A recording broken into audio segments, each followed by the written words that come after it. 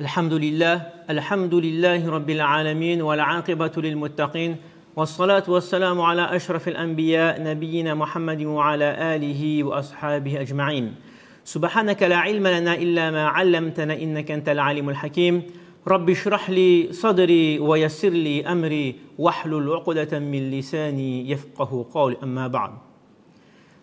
Chers frères, chers sœurs en islam, assalamu alaikum wa rahmatullahi wa barakatuh.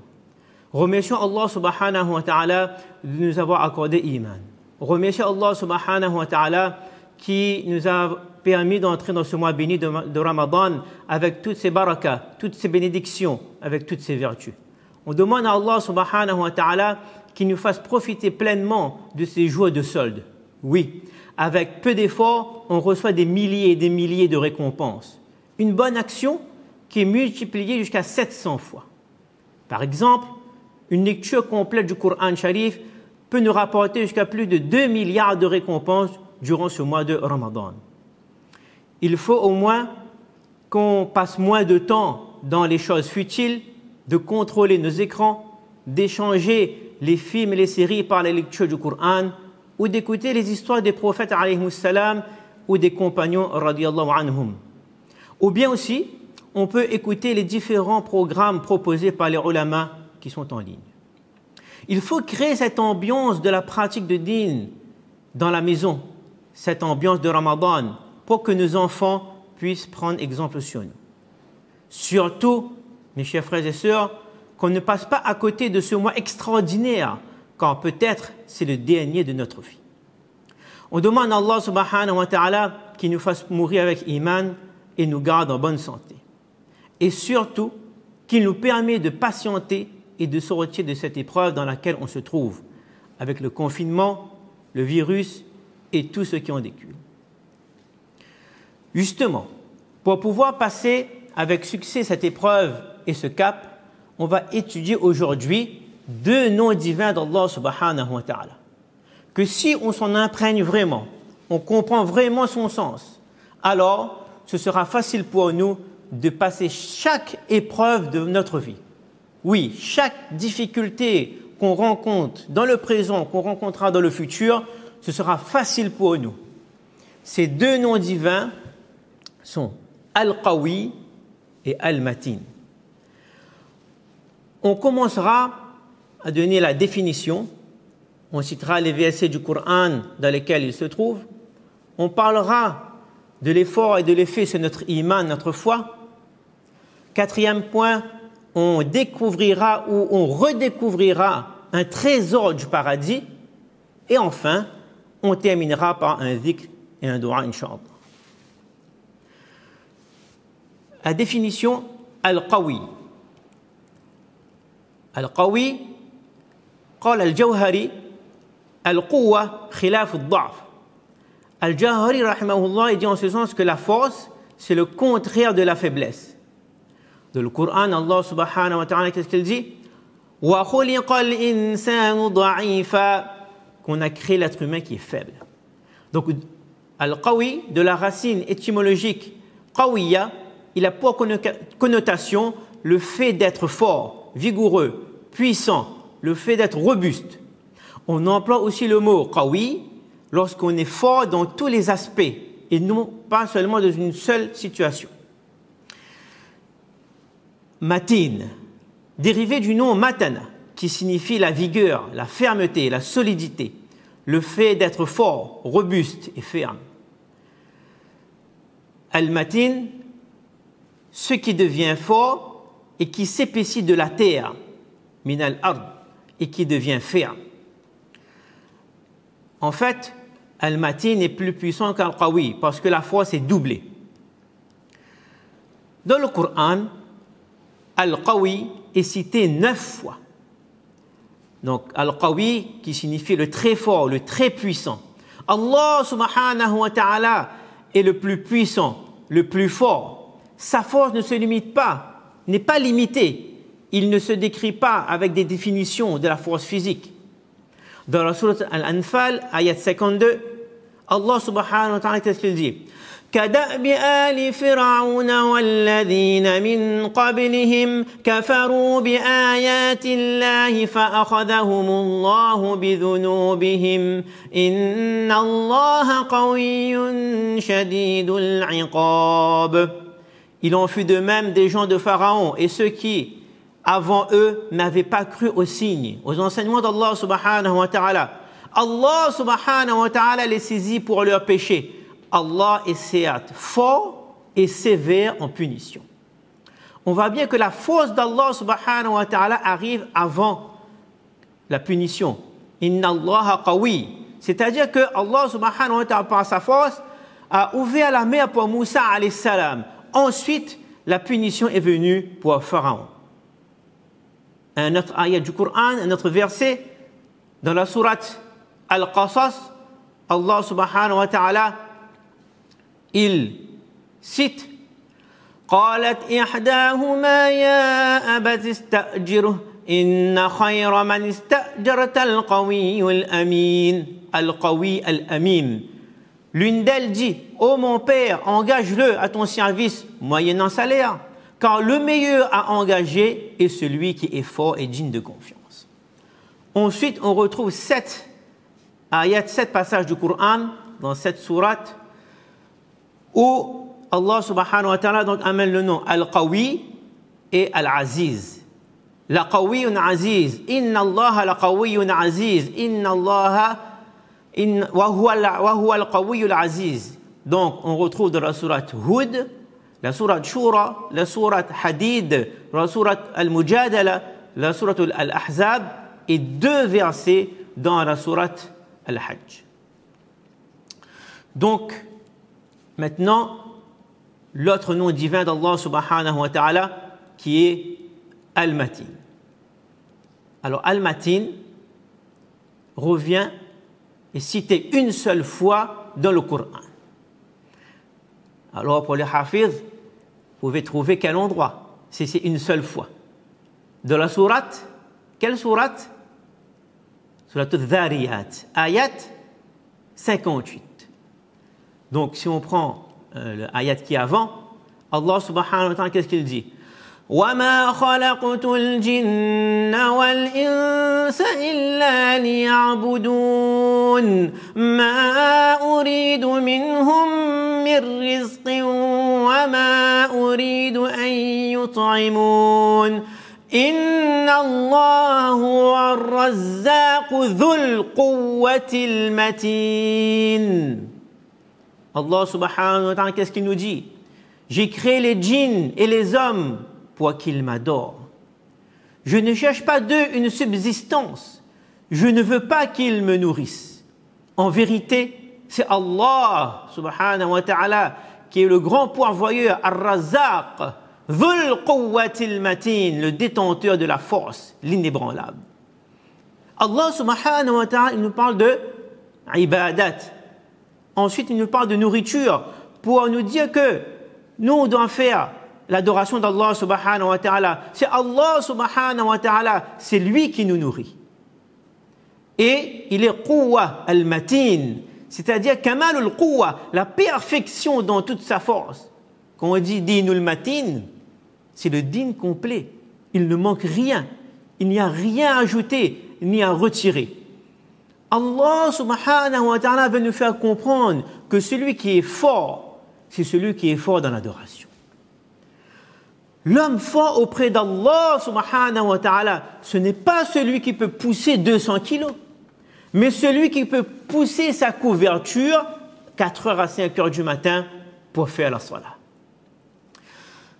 Dans la sira du prophète sallallahu alayhi wa sallam, cette histoire, lorsque les Mécois ils ont brisé le traité de Hudaybiyah. Et que le prophète sallallahu alayhi wa sallam, il a voyagé 21 jours pour venir de Madinatul Munawwara à Makkatul Mukarrama, à 2 chameaux, en état d'ihram. Il rentre dans Makka. Imaginez, nous, alhamdulillah, quand on se déplace en voiture limousine, climatisée, bus, etc., même sans qu'on arrive, on est fatigué. Alors là, le prophète sallallahu alayhi wa sallam, il arrive en chameau, sous le soleil du désert, très fatigué, avec les compagnons. Alors là, les Quraïsh,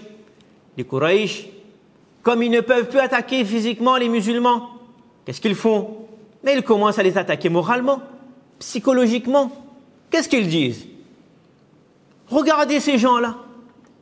Ben, elle est fatiguée. Ben, ils ont fait un grand voyage, ben, ils ont fait pèlerinage.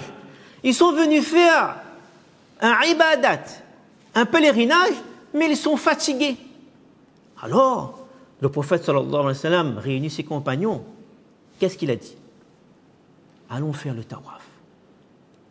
Mais les 3 premiers tours, on va faire au trot, ramal, à pas rapprocher, en trottinant, en bougeant les épaules.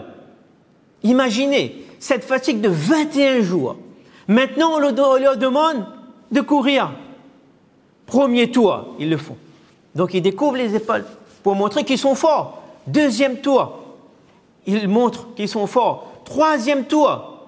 Alors là, les Quraysh commencent à partir en disant que vraiment, ces hommes-là sont très forts. C'est pour cela que pour l'homme, on découvre l'épaule droite et on trottine les 3 premiers tours lors du tawaf, lors de l'Umrah. Il faut avoir la force dans l'ibadat, la force dans l'adoration. Donc, sa signification en tant que nom d'Allah subhanahu wa ta'ala, Al-Quwwa al-Mutlaqa, c'est-à-dire la puissance absolue. Al-Quwwa ala wajhi dawam, la force qui est toujours là, pas de faiblesse, pas de fatigue. Allah subhanahu wa ta'ala, il peut faire ce qu'il veut, comme il veut, quand il veut. Il est Al-Qawi, il est Qawi dans toutes ses actions. Ibn Jarir rahimahullah dit en ce sens que si Allah subhanahu wa ta'ala est fort et personne n'est capable de le renverser, ni de renverser ce qu'il a décidé. Allah subhanahu wa ta'ala, il a créé les yeux pour voir. Mais est-ce qu'on peut utiliser ces yeux-là pour écouter? Ou bien les oreilles pour voir? Non. Chaque membre de notre corps a été créé d'une façon spécifique.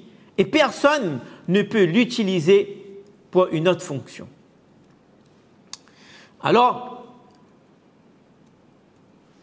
Allah subhanahu wa ta'ala, il nous a envoyé le prophète sallallahu alayhi wa sallam comme modèle. Et il nous a montré les actions quotidiennes à faire. Et Allah subhanahu wa ta'ala n'a rien mis au hasard. Aujourd'hui, on nous dit, pour nous protéger de certaines maladies, de se laver les mains souvent, surtout avant de manger, etc. Le prophète sallallahu alayhi wa sallam nous l'a déjà initié. Abu Hurayrata radhiyallahu anhu nous dit que la première chose que le prophète sallallahu alayhi wa sallam fait en se réveillant, se lave les mains. On fait les ablutions, on se lave les mains. Allah al-Qawi, lorsqu'il a mis quelque chose en place, ça veut dire que c'est très important. Et nous, on veut essayer parfois de ne pas mettre en pratique, ou bien on dit que cela est dépassé. Alors on délaisse cette action en le rejetant, quand on dit, avec notre petit cerveau là, que ces enseignements ne sont plus d'actualité. Mais en fin de compte, cela nous revient comme un boomerang. On se dit, ah ben oui, ça c'était important, ça c'était important. Az-Zujjaj rahimahullah dit en ce sens que Al-Qawi, c'est celui qui a une force dans tous les domaines. Il n'a pas de faiblesse dans aucune situation. Donc Al-Qawi signifie le très fort, le très puissant. Mais Al-Matin signifie celui qui est très ferme, très consistant, endurant. Celui dont la nature est d'être ferme, déterminé. Ibn Qutayba rahimahullah, il dit en ce sens, Ibn Qutayba, donc il dit que celui qui est dur et celui qui est fort, Al-Matin, c'est celui qui est dur, celui qui est fort. Et Quwwa, Al-Quwwatul Matin, la force consistante, c'est l'expression de la puissance portée au summum de la perfection. C'est la perfection dans la force. Maintenant, l'effet sur notre iman, l'effort qu'on doit faire, c'est que toute force appartient à Allah subhanahu wa ta'ala. Il est ahad dans cette qualité-là, il est unique dans cette qualité-là. Alors réfléchissons sur ce verset qu'on connaît tous, qui se trouve à la fin de la sourate Yasin, dans ayat 82. Alors, c'est très facile. Hein? C'est quelle ayat vous avez trouvé? إنما أمره إذا أراد شيئا أن يقول له كن فيكون. Subhanallah. Allah subhanahu wa ta'ala, qu'est-ce qu'il nous dit? Quand il veut une chose, son commandement consiste à dire kun fayakun, soit et c'est. C'est ça la puissance d'Allah subhanahu wa ta'ala. Lorsqu'on est dans des soucis, on implore Allah subhanahu wa ta'ala avec son nom Al-Qawi. Ya Qawi, délivre-nous. Ya Qawi, débloque ma situation. Il peut nous faire sortir de ce problème en une fraction de seconde. Nous avons vu les versets qui se terminent par Qawiyul Aziz. Aziz, ça veut dire fort. Al-Aziz prend le sens de tout puissant, d'irrésistible. Il n'a pas besoin d'aide dans sa force. Le plus grand exemple, c'est celui du prophète Moussa alayhi salam. Enfant, lorsqu'il est à sa naissance, c'était au moment où Pharaon recherchait tous les bébés mâles, les garçons, pour le tuer. Parce, d'après ce rêve qu'il avait fait, qu'il va être renversé, etc. Alors la mère de Moussa alayhi salam, pour le sauver, il veut l'éloigner au plus loin de Pharaon. C'est Al-Qawi qui sauve Moussa alayhi salam. Et c'est Al-Aziz qui le fait grandir dans le palais de Pharaon. Pharaon veut repousser ces enfants-là, mais Allah subhanahu wa ta'ala fait grandir Moussa. Al-Aziz fait grandir Moussa alayhi salam dans son palais. Dans la sourate Al-Hajj, ayat 40, وَلَيَنْصُرَنَّ اللَّهُ مَنْ يَنْصُرُهُ إِنَّ اللَّهَ لَقَوِيٌّ عَزِيزٌ. Allah subhanahu wa ta'ala dit en ce sens que Allah soutient certes ceux qui soutiennent sa religion. Allah est assurément fort et puissant. Ceux qui soutiennent sa religion, ça veut dire ceux qui mettent en pratique le din d'Allah subhanahu wa ta'ala et se préservent de ses péchés, de faire des péchés. Allah subhanahu wa ta'ala soutient ceux qui s'abstiennent de faire les péchés. Allah subhanahu wa ta'ala, il met l'emphase. Inna, c'est-à-dire adawat ta'kid, c'est assurément, certes, la qawiyu et le lam qui se trouve devant un nom avec fatha, devant un mot, on met l'emphase. Donc il y a deux adawat ta'kid, c'est vraiment. Allah subhanahu wa ta'ala, il appuie que vraiment, c'est lui le plus fort. Dans la sourate Al-Ahzab, ayat 25, Allah subhanahu wa ta'ala dit وَكَانَ اللَّهُ قَوِيًّا عَزِيزًا. Qu'Allah subhanahu wa ta'ala, donc la sourate, la bataille Al-Ahzab, les coalisés, tout le monde était réuni contre les musulmans. Mais lorsque Al-Qawi est avec nous, personne ne peut nous nuire. Personne ne peut nous nuire. Lorsqu'on est absorbé par notre environnement et qu'on se sent fort, qu'on est reconnu par les gens, on oublie notre vraie nature. Qu'on est créé faible, on a été créé très faible. Et il ne faut pas oublier les peuples d'avant. فَأَخَذَهُمُ اللَّهُ بِذُنُوبِهِمْ كَانُوا هُمْ أَشَدَّ مِنْهُمْ قُوَّةً. Les peuples d'avant aussi disaient que c'est nous les plus forts, c'est nous les plus forts. Mais ils commettaient des péchés. فَأَخَذَهُمُ اللَّهُ بِذُنُوبِهِمْ. Allah subhanahu wa ta'ala les saisit pour leurs péchés. Comme les Ad. C'est pour cela qu'Allah subhanahu wa ta'ala, il veut et il aime les musulmans qui sont forts. Al-mu'minun qawi. Abu Hurairah radiyallahu anhu, il dit qu'en ce sens que le prophète sallallahu alayhi wa sallam, il a dit Al-mu'minul qawi khayrun wa ahabbu ila Allah min al-mu'minid da'if. Que le croyant fort est meilleur et plus aimé d'Allah subhanahu wa ta'ala que le croyant faible. Donc, on est fort dans quoi? Signification, c'est on est fort dans sa foi. On entretient son corps. On veille à ce qu'on mange. On fait du sport. Tout ça pourquoi? Pour faire convenablement la ibadat, la salat. Au moment de l'iftar, après la salat maghrib, on remplit notre ventre.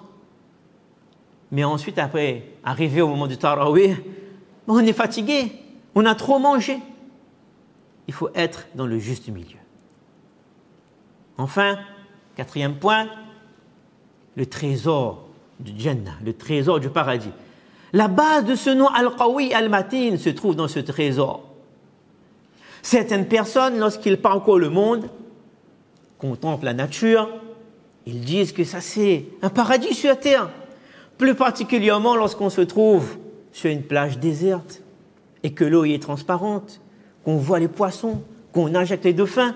Pour ceux qui aiment la nature, on se dit, subhanallah, ça c'est le paradis sur la terre. Mais imaginez le paradis de l'au-delà, qui est déjà un trésor. Et il y a d'autres trésors dans son trésor. Subhanallah. Et parmi ces trésors, il y a cette parole que nous enseigne le prophète sallallahu alayhi wa sallam. Cette parole, vous le connaissez. Cette parole, c'est La hawla wa la quwwata illa billah. Dans un hadith, le prophète sallallahu alayhi wa sallam dit conscience que Wa hiya tahta arshur rahman, qu'il se trouve aussi sous le trône d'Allah subhanahu wa ta'ala. Mais est-ce que vraiment au fond de nous, on comprend cette parole-là? Est-ce qu'on l'a menée dans notre vie de tous les jours? On voit bien que cette parole commence par quoi? Là. Là, c'est quoi? La négation. Comme dans le kalima tayyiba, kalimatut tawhid. La ilaha illallah. La négation, pourquoi? On va nettoyer. Nettoyer notre cœur de toutes choses. Quand c'est nettoyé, là, on fixe des bases solides. Comme pour une construction. On rase d'abord, on nettoie tout, ensuite on construit proprement. Nafi wal ithbat. Il y a la négation et l'affirmation. Quand dans une phrase, il y a une affirmation précédée d'une négation, cette négation appuie l'affirmation. Donc, la hawla. Hawla, c'est quoi? En arabe, lorsqu'on apprend la langue arabe, une conversation, qu'est-ce qu'on dit? Salam alaykum, wa alaykum salam. Kayfa al-hal? Kayfa haluka? Comment tu vas? Quelle est ta situation? Hawla, la situation. Et surtout bien prononcé. On ne dit pas hawla, on ne dit pas la hawla. Sinon, ça va changer la signification. La hawla. Wa la quwwata. La quwwa. Il n'y a aucune force. Illa billah. Si ce n'est qu'Allah, à part Allah subhanahu wa ta'ala. Il n'y a ni force, ni puissance, à part Allah subhanahu wa ta'ala. Rien ne se passe si ce n'est par l'ordre d'Allah subhanahu wa ta'ala. Il n'est possible de passer d'un état à un autre état et personne n'en a le pouvoir si ce n'est Allah subhanahu wa ta'ala. Est-ce qu'on comprend vraiment ces paroles-là? Ces paroles-là viennent du trésor, du paradis. فَإِنَّهَا كَنْزٌ مِّن كُنُوزِ الْجَنَّةِ. D'après Abu Ayyub al-Ansari, radiyallahu anhu, lors de la nuit du Mi'raj, de l'ascension, le prophète sallallahu alayhi wa sallam, il a rencontré Ibrahim alayhi salam. Et Ibrahim alayhi salam lui a dit, Ya Muhammad, mur ummatak. Ô Muhammad, ordonne à ta communauté. Ordonne quoi? An yukthiru ghiras al-jannah. Yukthiru. De multiplier les plantations du paradis. Car c'est sur la terre, sa terre est pure et sa surface est étanche. C'est quoi les plantations du paradis? Le prophète sallallahu alayhi wa sallam, il a demandé, Ma ghirasul jannah? Quelles sont les plantations du paradis? Qala, la hawla wa la quwwata illa billah. Il n'y a de force, Al-Qawi, il n'y a de force, il n'y a de puissance à part Allah subhanahu wa ta'ala. Donc à chaque fois qu'on le dit, notre paradis s'agrandit. Et ça, c'est juste le jardin. C'est juste le jardin du paradis. Et notre paradis va s'agrandir encore 2 fois plus. Personne ne peut passer de la maladie à la bonne santé, de l'épreuve à la réussite, de la faiblesse à la puissance, de l'égarement à la guidée, sans l'aide d'Allah subhanahu wa ta'ala, sans qu'il ne lui accorde le succès dans cela. Sans l'aide d'Allah, personne ne pourrait passer d'un état à un autre état. Personne n'a aucun pouvoir de faire cela si ce n'est Allah subhanahu wa ta'ala. C'est Al-Qawi qui me donne la santé. C'est Al-Qawi qui fait fonctionner ce corps humain. C'est Al-Qawi qui nous permet de passer un bon mois de Ramadan. Ce trésor très simple, composé de quelques lettres, peut changer notre situation, peut nous faire entrer au paradis. Le prophète sallallahu alayhi wa sallam nous enseigne aussi que cette parole, c'est un remède contre 99 maladies et une protection contre 70 malheurs. La hawla wa la quwwata illa billah. Disez, la hawla wa la quwwata illa billah. Alors il y a cette histoire qui est citée dans le commentaire du Coran par Imam Al-Qurtubi, Ibn Kathir, rahimahumullah. Alors cette histoire, c'est le compagnon Auf ibn Malik al-Ashja'i. Donc son fils a été fait prisonnier. Dans quel état se trouvent les parents lorsque notre fils, lorsqu'il y a le fils a été fait prisonnier? Ils ne savent plus quoi faire, désemparés, perdus. Donc il est parti voir le prophète sallallahu alayhi wa sallam. Il est parti voir le prophète sallallahu alayhi wa sallam et il a demandé au prophète sallallahu alayhi wa sallam qu'est-ce qu'il faut faire? Qu'est-ce qu'on fait? Que devons-nous faire? Au prophète d'Allah, il répondit ittaqillah wasbir. فأمره الرسول الله صلى الله عليه وسلم بالصبر والتقوى والإكثار من قول لا حول ولا قوة إلا بالله. De multiplier, de dire abondamment la hawla wa la quwwata illa billah. Maintenant, il rentre chez lui et son épouse lui demande: que t'a dit le prophète sallallahu alayhi wa sallam? Alors, il répond: mais le prophète sallallahu alayhi wa sallam dit de patienter, de craindre Allah subhanahu wa ta'ala, d'arrêter les péchés et de dire abondamment la hawla wa la quwwata illa billah. Son épouse, qu'est-ce qu'elle dit? Qu'est-ce qu'elle dit? On applique de suite. Mais si c'était nous, encore un doigt? Non, on a besoin d'action, il faut agir. C'est ça la différence. Les Sahaba, radiyallahu anhum, ils mettent en pratique directement, ils ne demandent pas midi à 14h, pourquoi ceci? Non, le prophète, il a dit, on met en pratique. Que quand on est dans une difficulté, il faut dire la hawla wa la quwwata illa billah avec conviction ferme qu'Allah, al-Qawi, il dénoue toutes les situations. Alors, à la fin de la nuit, quelqu'un frappa à la porte. Alors, il est parti, il a ouvert la porte. Qu'est-ce qu'il voit? Qui il voit? Son fils qui est là, subhanallah. Et il n'est pas tout seul, avec un troupeau de bêtes. Il est dit jusqu'à 4000 bêtes. Il a demandé, comment tu as fait? Il a dit, à un moment d'inattention, j'ai pu délier mes liens et prendre la fuite. Et comme il y avait tous ces bêtes-là, j'ai tout ramené avec moi. Maintenant, il est tout joyeux. Il part annoncer la bonne nouvelle au prophète sallallahu alayhi wa sallam. Il est tout joyeux. Mais maintenant, avant d'arriver devant le prophète sallallahu alayhi wa sallam, le prophète sallallahu alayhi wa sallam, le voyant venir, qu'est-ce qu'il dit? Le prophète, il dit avant lui: j'ai une bonne nouvelle pour toi. Ah bon, moi j'apporte la bonne nouvelle et toi tu me dis qu'il y a une bonne nouvelle? Allah subhanahu wa ta'ala a révélé un verset à ton sujet.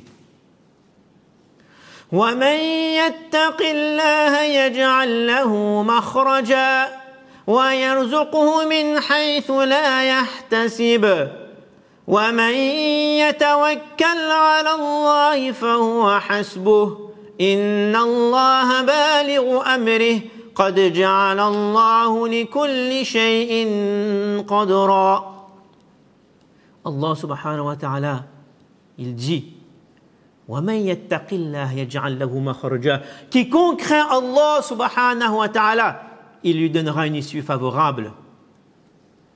وَيَرْزُقْهُ مِنْ حَيْثُ لَا يَحْتَسِبْ. Il lui accordera ses dons par des moyens sur lesquels il ne comptait pas. Allah subhanahu wa ta'ala va nous donner tellement de choses que même on n'aurait même pas imaginé.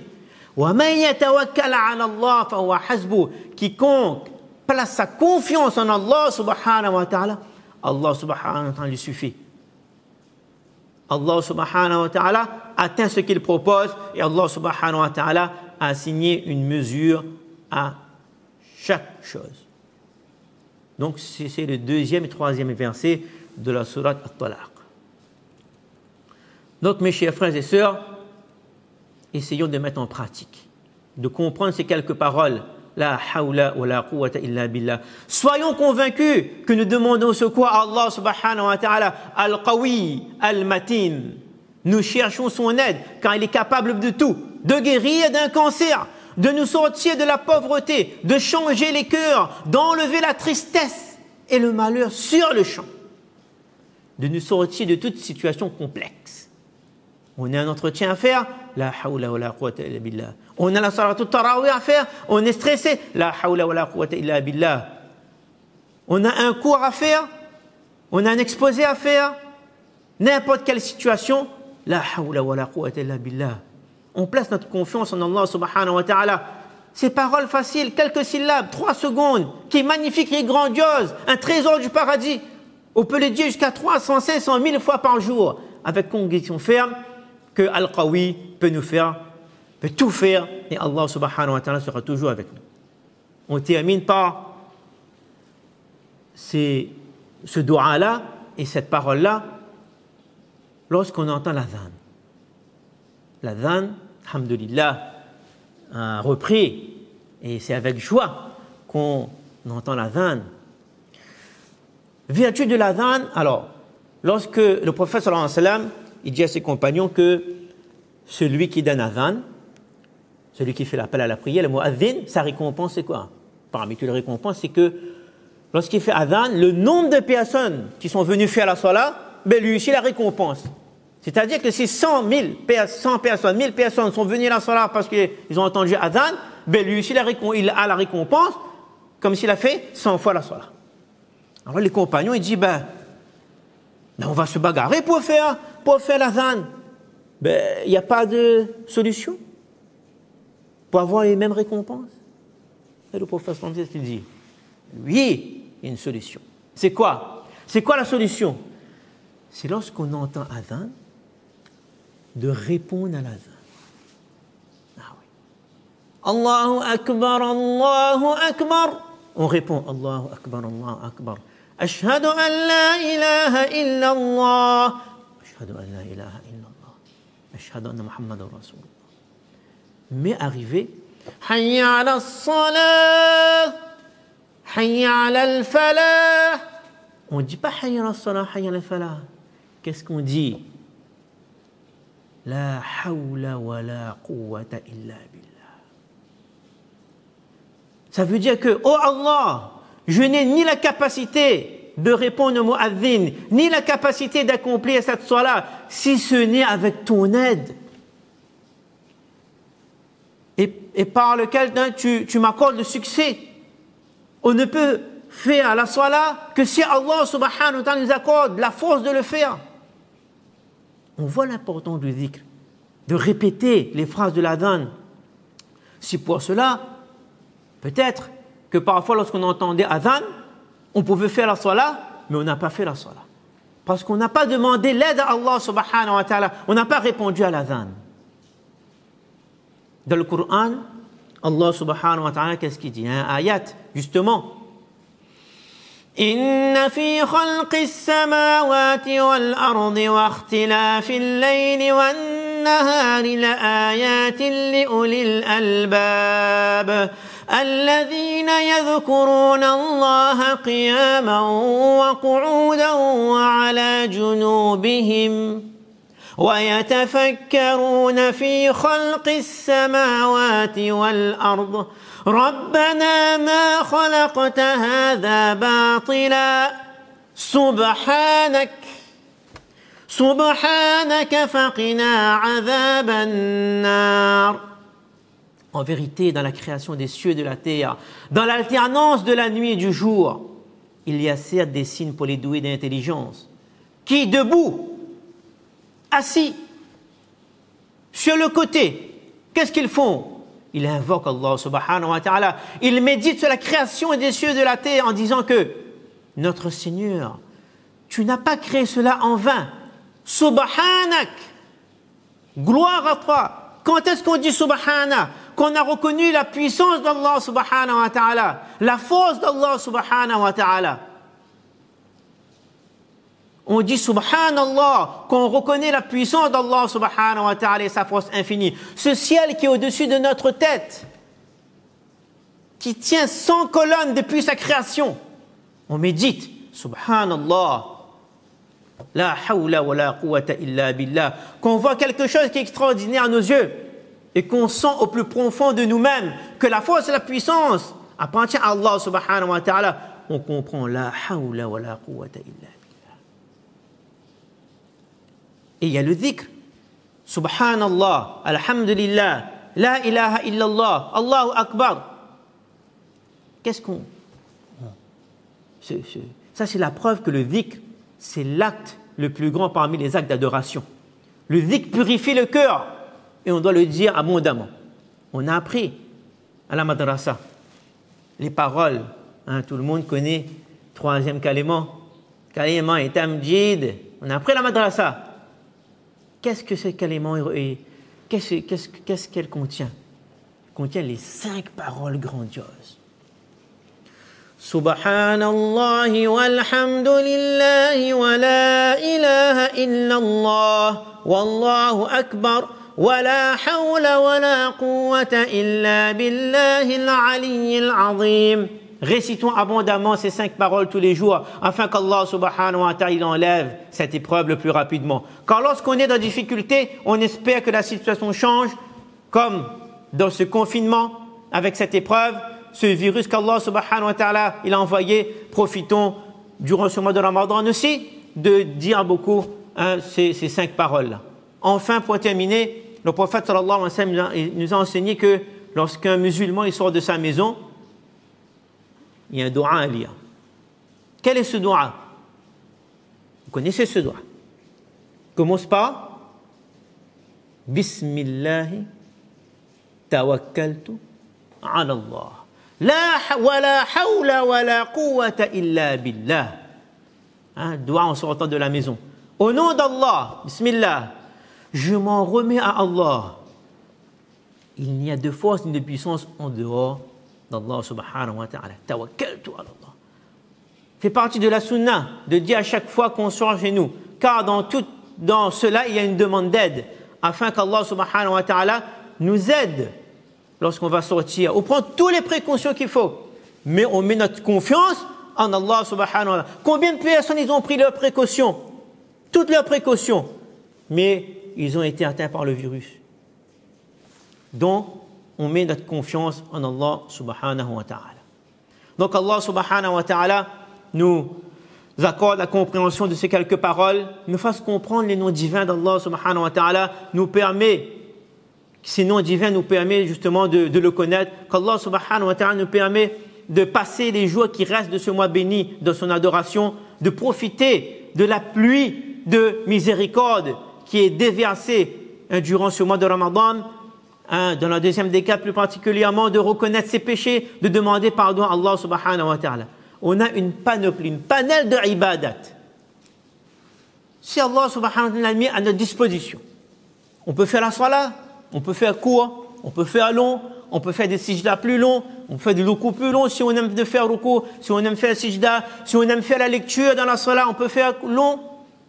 On est fatigué, ben on reste assis, on fait dua, on demande ce qu'on veut à Allah subhanahu wa ta'ala. C'est très important de faire dua aujourd'hui. On a oublié cette adoration-là. On est fatigué de faire dua, on fait la méditation. Méditation debout, assis, allongé, on fait le dhikr. Ce qu'on a lu là, subhanallah, alhamdulillah. On est fatigué, on fait la lecture du Coran. On est fatigué de lire, on peut écouter différents lecteurs. Et justement, il y a même Surat Yasin qui est en 8D. Subhanallah. Et ça, j'ai reçu hier. Et le son avec le casque, c'est extraordinaire. Essayez de voir sur YouTube. Subhanallah. On est fatigué, on peut faire le wudu. On peut apprendre une sourate, on peut apprendre un dua, on peut apprendre le nom divin d'Allah subhanahu wa ta'ala, al-asma al-husna. On est fatigué, on peut écouter un bayan, surtout durant ce mois de Ramadan. Les ulama, masha'Allah, multiplient les interventions en ligne. Donc il y a une panel de ibadat qu'on peut mettre en pratique. Profitons de ce mois de Ramadan extraordinaire pour emmagasiner des hasanat et de prendre de bonnes habitudes pour les garder après le mois de Ramadan. Qu'Allah subhanahu wa ta'ala, il accepte ces quelques paroles, qu'Allah subhanahu wa ta'ala, il nous pardonne pour nos erreurs, qu'Allah subhanahu wa ta'ala nous fasse mourir avec iman et nous réunit dans le paradis. Amin rabbal alamin wa akhiru da'wana anil hamdulillahi rabbil alamin. Jazakumullah pour votre écoute. Wassalamu alaikum wa rahmatullahi wa barakatuh.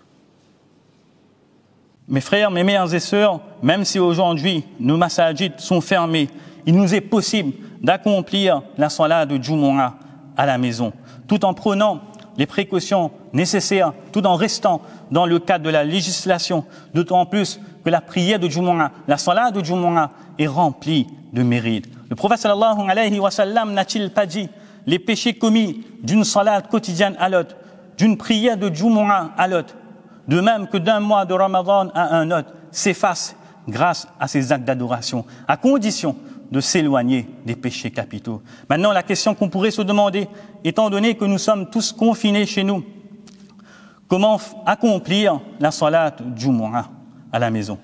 Pour pouvoir accomplir la salat de Jumu'ah, selon l'opinion qui fait autorité au sein de l'école hanafite, il est nécessaire qu'on soit au minimum en présence de 4 hommes pubères, y compris l'imam. S'il y a moins que 4 hommes chez nous, dans la maison, on ne pourra pas accomplir la salat de Jumu'ah, mais il faudra faire les 4 rakats de Zohr. Donc après le zawal, le premier adhan devra être effectué. Bien évidemment, il reste sunna mu'akkada d'accomplir les 4 rakats qui précèdent la salat de Jumu'ah ou encore la salat de Zohr. Ensuite, si on accomplit la salat de Jumu'ah, l'imam s'assoit en face des personnes présentes. Une personne devra donner l'adhan devant l'imam. Après quoi, l'imam se mettra debout sur le sol et il récitera un premier sermon qui peut être concis. Il pourra réciter le sermon qui a été diffusé justement par le Darul Iftar, c'est-à-dire Alhamdulillahi Rabbil Alamin.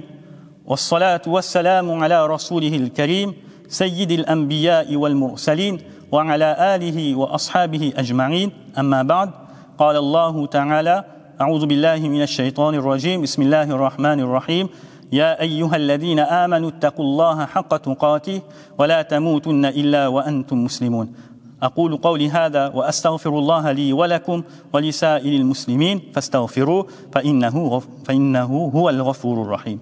Ensuite donc, l'imam marquera une pause en s'asseyant et ensuite donc, il prononcera une deuxième khutba, un deuxième sermon et là aussi on pourra reprendre le sermon, la khutba qui a été diffusée par le Darul Iftar de la Réunion, c'est-à-dire Alhamdulillahi Rabbil Alamin wassalatu wassalamu ala rasulihil karim sayyidil anbiya'i wal mursalin wa ala alihi wa ashabihi ajma'in.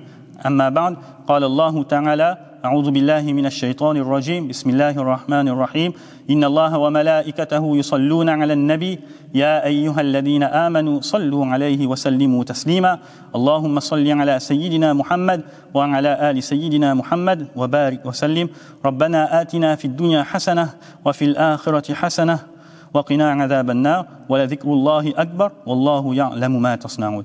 Et ensuite donc que la deuxième khutba, le deuxième sermon se termine, donc une personne prononcera l'iqama et ensuite donc l'imam fera 2 rakats comme cela se fait habituellement.